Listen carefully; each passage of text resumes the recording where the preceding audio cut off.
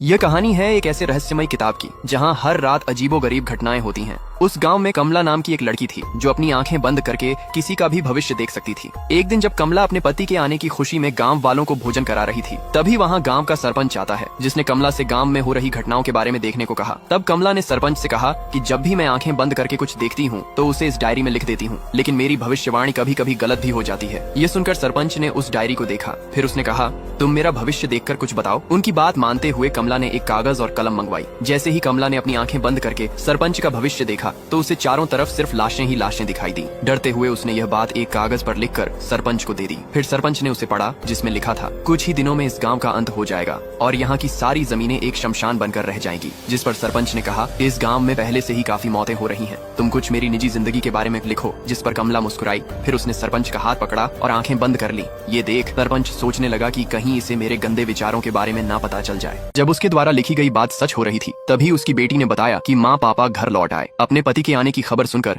कमला खुशी से भागते हुए घर के बाहर आई। बाहर आकर उसने देखा कि वहाँ काफी भीड़ लगी हुई थी। कमला ने मुस्कुराते हुए अर्जुन से अपने पति के बारे में पूछा। तब अर्जुन ने बताया, भैया घर तो आए हैं, लेकिन तिरंगे में लिपटकर। ये खबर सुनकर कमला पूरी तरह टूट गई। अर्जुन के मना करने के बावजूद भी वह अपने पति की लाश को देखने चली गई। अब कमला के पास जीने की कोई वजह नहीं बची थी। अगले दिन वकील और सरपंच जमीन जायदाद का वसीयत लेकर आए। वकील ने बताया, तुम्हारे पति ने वसीयत में सारी प्रॉपर्टी तुम्हारे नाम लिख दी है। ये सुनकर सरपंच लालच में आ गया। उसने कमला से कहा, तुम ये वसीयत मेरे नाम कर दो, बदले में मैं तुम्हें और तुम्हारी बेटी को खुश रखूंगा। कमला को ये बात पसंद नहीं आई। उसने सरपंच को धमकाते हुए कहा, सूरज डूबने से पहले आप घर चले जाओ, वैसे भी आजकल गांव में सरकटी लाशें ज्यादा मिल रही हैं। इतना कहकर वह चली गई। सरपंच सोचने लगा कि गांव में जो भी हत्याएं हो रही हैं, कहीं उसके पीछे कमला तो नहीं है। इसी का पता लगाने के लिए उसने घर के नौकर से कमला की सच्चाई के बारे में पूछा। नौकर ने डरते हुए बताया, इस घर में कई दिनों से बहुत अजीब चीजें हो रही हैं। कमला के अंदर किसी चुड़ैल का साया है। एक रात जब मैं इसका पता लगाने के लिए उसके कमरे के पास गया तो मैंने देखा कि कमला किसी दरिंदे की तरह किसी को मार कर खा रही थी। यह देखकर मैं काफी डर गया। नौकर के मुंह से यह सब बात सुनकर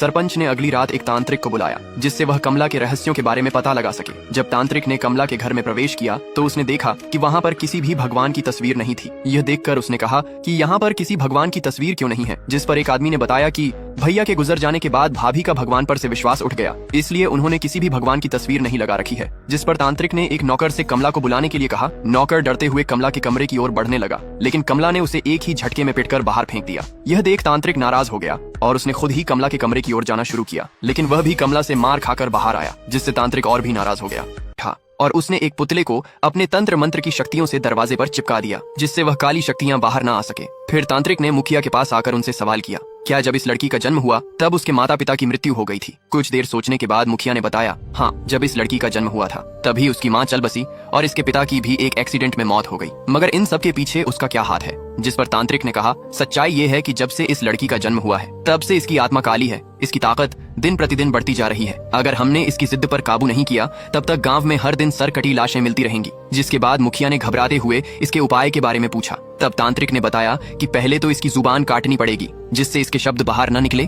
फिर इसकी आत्मा को शुद्ध करने के लिए इसे गांव वालों की सेवा करनी पड़ेगी, तभी इसके पाप धुल सकते हैं। तांत्रिक के कहे अनुसार सभी कार्तिका को एक चुड़ैल समझने लगे, इसलिए उन्होंने गांव वालों के सामने नाई को बुलाकर कार्तिका की जिभ कटवा दी। जिसके बाद कार्तिका मंदिर में रहकर वहां की देखभाल करने लगी। जो भी मंदिर से गुजरता वह दूर से ही उसे कुछ खाने को दे दिया करता था। वहीं दूसरी तरफ गांव का सरपंच नाचते कूदते हुए घर जा रहा था, जहां रास्ते में उसे कुछ अजीब आवाजें सुनाई दी, जिसे सुनकर वह डरते हुए भागने लगा। तभी उसके सामने तांत्रिक आ गया। सरपंच ने डरते हुए तांत्रिक से बताया, अच्छा हुआ पंडित जी आप आ गए, मुझे अभी अभी किसी ने पीछे से बुलाया। तब तांत्रिक ने कहा, क्या ऐसे?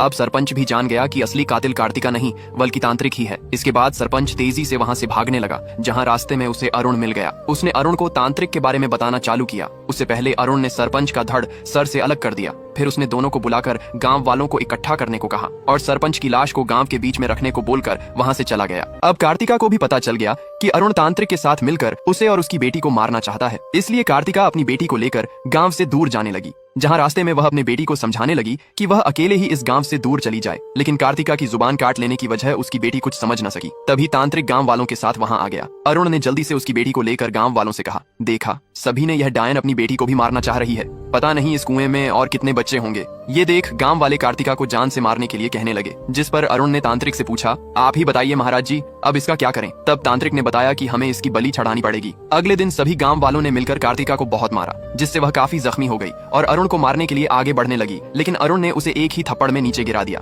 फिर सभी उसे घसीटते हुए एक पेड़ के पास ले गए, जहाँ तांत्रिक ने एक पंडित से उस पर पहला पत्थर मारने को कहा। उसके बाद सभी गांव वाले उस पर पत्थर मारने लगे। फिर कार्तिका को पेड़ पर टांग दिया गया। अगली रात जब अरुण तांत्रिक और नौकर के साथ मिलकर कार्तिका की बेटी को भी मारने का प्लांट बना रहा था, तभी अचानक कार्तिका की आत्मा वहां आ जाती है और तीनों को मार देती है।